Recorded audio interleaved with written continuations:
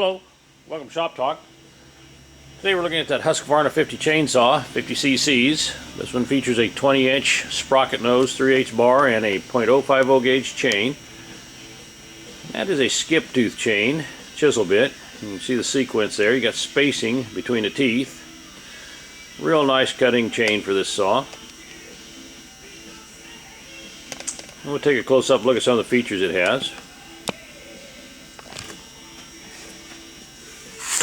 Kill switch is right here. Choke is right in the center. Push up to choke it. Has a side load on the fuel reservoir as well as on the oil reservoir. There's your falling spike. Working chain brake. New barn chain, 3/8 pitch.